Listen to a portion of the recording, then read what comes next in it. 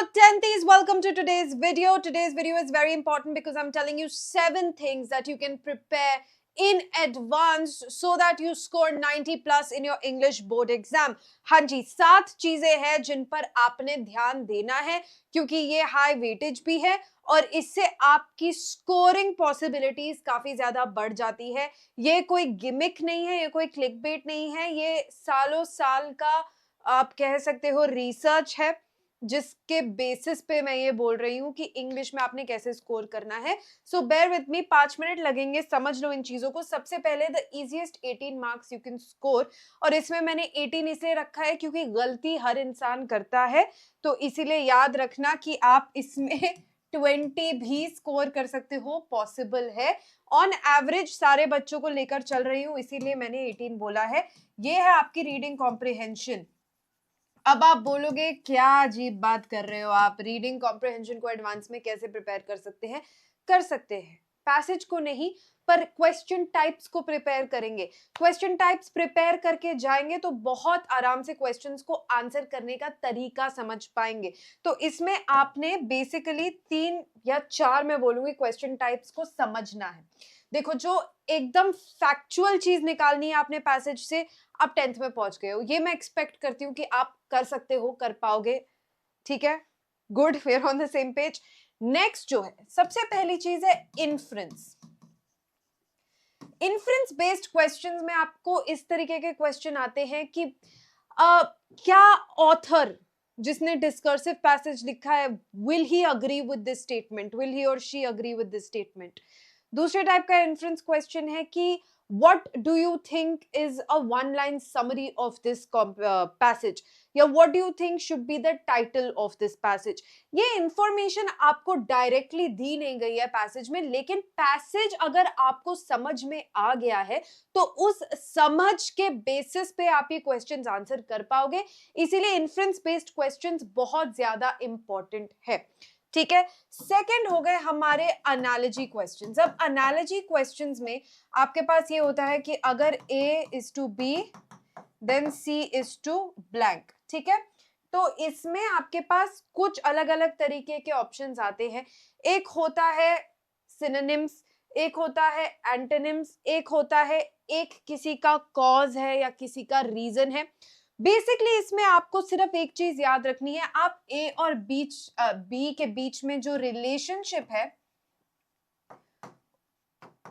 उसको निकालेंगे और आप सेम रिलेशनशिप यहां पर एस्टैब्लिश करने की कोशिश करेंगे. जिस ऑप्शन से सेम रिलेशनशिप यहां पर एस्टैब्लिश हो जाता है वो आपका आंसर होगा. एनालॉजी बेस्ड क्वेश्चंस कर लोगे तो बहुत सारे क्वेश्चंस का बहुत आराम से जवाब आप दे पाओगे. ठीक है, अब ये हम लोगों का जो डिस्कर्सिव पैसेज है इसके काफी फ्रीक्वेंट टाइप के क्वेश्चंस हैं. ये केस बेस्ड पैसेज में मोस्टली आपको डेटा ड्रिवन क्वेश्चंस होंगे एंड वो फैक्चुअल क्वेश्चंस जो आते हैं स्ट्रेट फ्रॉम द पैसेज, तो वहां पर इतनी दिक्कत नहीं होती है. इन्फ्रेंस बेस्ड वहां पर यही आएगा कि इसका टाइटल क्या हो सकता है, इसको एक लाइन में समझाना हो तो क्या बोलोगे. ऑलराइट, थर्ड टाइप का जो अगेन डिस्कर्सिव में ही प्रॉब्लम देता है वो है वोकैब बेस्ड क्वेश्चंस. ठीक है, अब वोकैब बेस्ड क्वेश्चंस आंसर करना इसीलिए मुश्किल है क्योंकि अगर आपको किसी वर्ड का मीनिंग ही नहीं पता तो आप तुक्का ही लगा सकते हो और कुछ नहीं कर सकते. लेकिन तुक्केबाजी में भी एक कला होती है, एक आर्ट होती है, एंड वोकैब बेस्ड क्वेश्चंस में वो आर्ट है बेसिकली कॉन्टेक्स्ट को समझना. ये मैं आपको एक और वीडियो में बता चुकी हूँ, प्लीज वो वीडियो जाके देखिए, it's going to be extremely useful for you. Context कैसे समझा जाता है, basically you have to understand कि वो जो वर्ड है उसके आसपास क्या लिखा गया है, उसके आसपास के सेंटेंसेस आपको क्या बता रहे हैं, एंड उससे you will be able to tell 2 things. एक कि क्या वर्ड नेगेटिव है कि पॉजिटिव है, सेकेंडली उसके आसपास जो वर्ड्स है क्या वो उसका सिनोनिम है कि एंटोनिम है. ये आपको पता चलेगा बीच में किस तरीके के वर्ड्स यूज हुए हैं. एंड यूज हुआ है तो चांसेस आर कि वो सिनोनिम होगा आसपास के वर्ड्स का, बट हाउएवर इस टाइप के वर्ड्स यूज हुए हैं तो वो एंटोनिम होगा आसपास के वर्ड्स का. And based on these context clues you will be able to guess the meaning of the word. तो वोकैब बेस्ड क्वेश्चंस आप इजीली सॉल्व कर सकते हो. वोकैब एक सबसेट एनालॉजी क्वेश्चंस का भी हो जाता है, उसमें भी आप ये कॉन्टेक्स्ट अप्लाई करके आराम से इस चीज का आंसर दे सकते हो. All right, and I know I told you 4 things, but I don't want to overcomplicate, so let's just keep it at these 3 question types. Already ये 3 question types आप बहुत आराम से आंसर कर पाओगे. 4th thing जो है मैं आपको जस्ट इन जनरल बता देती हूँ कि एनी मल्टीपल चॉइस क्वेश्चन में ये काम आएगा, वो है प्रोसेस ऑफ एलिमिनेशन. ठीक है, अब ये कब काम आता है? जब आप एकदम कंफ्यूज हो, और ये आप लिटरेचर के एमसीक्यूज में भी अप्लाई कर सकते हो. ठीक है, ये कब काम आता है? जब आप श्योर नहीं होते हो कि सही आंसर क्या है. You find reasons for something to be the wrong answer. Listen carefully. A B C D, normally आपका क्या थॉट प्रोसेस रहता है? इनमें से करेक्ट क्या है? इनमें से बी करेक्ट लग रहा है तो बी करेक्ट आंसर हो गया. ये थॉट प्रोसेस को अब हम चेंज करेंगे. हम ए के पास जाएंगे और हम बोलेंगे भाई ए गलत क्यों है? Can we find even one reason for A to be wrong? और हमें एक भी रीजन मिल जाएगा, हम ए को एलिमिनेट कर देंगे. क्या एक भी रीजन मिल रहा है हमें बी के गलत होने का? नहीं यार, एक भी रीजन नहीं मिल रहा. हो सकता है बी सही आंसर हो, but we can only be 100% sure जब सी और डी के गलत होने का एटलीस्ट एक रीजन हमें मिल जाए. जब तक बाकी ऑप्शंस एलिमिनेट नहीं हो जाते आप सही आंसर पे नहीं आओगे. ठीक है, so this is your easiest 18 marks, aim for 20 marks जो आपको मिल सकते हैं, provided you know how to approach these different question types. और इनको आप जितना प्रैक्टिस करोगे उतना आपका ability to guess properly will get better. Guessing के भी levels होते हैं. एक होता है blind तुक्का, कि मुझे कुछ नहीं पता, मैंने ऐसे एक पे हाथ रख दिया और उसको आंसर बना दिया.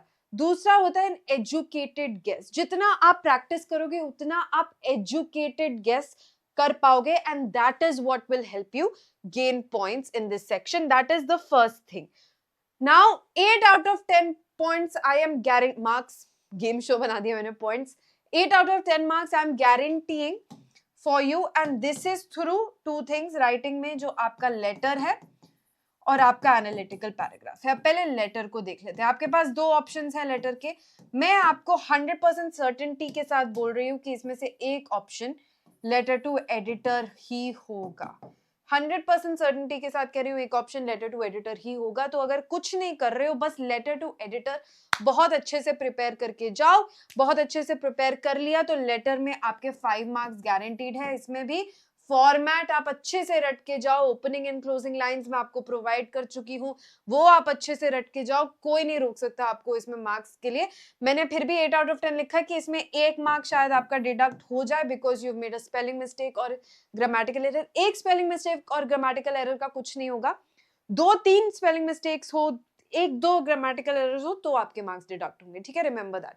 Alright, next thing is your analytical paragraph. Now analytical paragraph में एक नए टाइप का एनालिटिकल पैराग्राफ इंट्रोड्यूस हुआ था पिछले साल के सैंपल पेपर में, जिसमें आपको एक प्रोडक्ट दिया था, उसका एक डिस्क्रिप्शन दिया था, आपको उसके बारे में लिखना था. ठीक है, और एक ट्रेडिशनल एनालिटिकल पैराग्राफ होता है जिसमें डेटा दिया होता है, आपको वो लिखना होता है.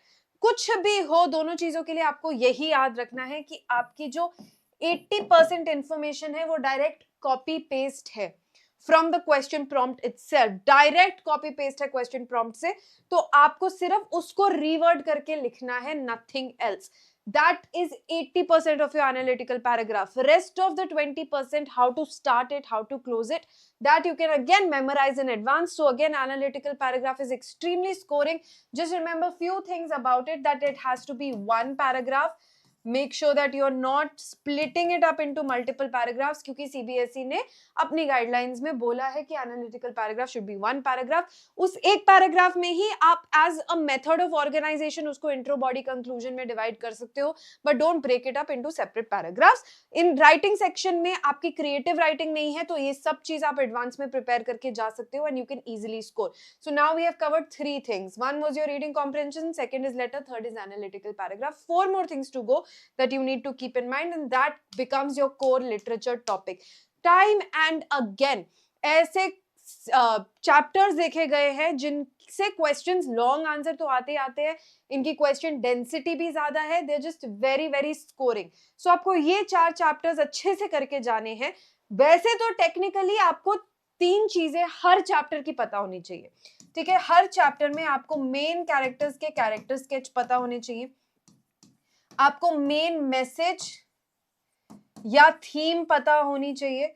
ठीक है, और जो उसके 3-4 इंपॉर्टेंट डायलॉग्स या कोट्स हैं, इंपॉर्टेंट डायलॉग्स या कोट्स है जिनको रेफरेंस करके क्वेश्चन पूछा जाता है, वो आपको पता होने चाहिए। अगर आप हर चैप्टर के लिए सिर्फ ये 3 चीजें कर लोगे, आप सारे क्वेश्चंस आंसर कर सकते हो। बट जस्ट इन केस आपको फिर भी लग रहा है कि सारे करने का टाइम नहीं है, here are 4 chapters that you can not skip, क्योंकि इनमें से क्वेश्चंस आएंगे ही आएंगे। एक है letter to God, long answer, short answer, हर टाइप के क्वेश्चंस आते हैं। दूसरा है नेल्सन मंडेला, लंबा चैप्टर है, बहुत कंटेंट है, क्वेश्चंस आएंगे ही आएंगे। तीसरा है madam rides the bus, madam rides the bus से भी क्वेश्चन आएगा ही आएगा। एंड चौथा क्वेश्चन है, टॉपिक है ग्लिम्पसेस ऑफ इंडिया। ठीक है, so make sure you are doing these very very well. If you want a separate list for First Flight and Footprints Without Feet and Poetry, I will provide that for you. ठीक है, मैं आपको वो दे दूंगी, footprints का भी अलग से दे दूंगी, ताकि आप शॉर्ट हर सेक्शन में लिटरेचर के मार्क्स ला सकते हो. And that brings me to the end of this video. I hope you found it helpful. If you did, share it with your friends, like the video, leave your feedback in the comments, and don't forget to subscribe to the channel. I will see you soon. Take care. Bye-bye.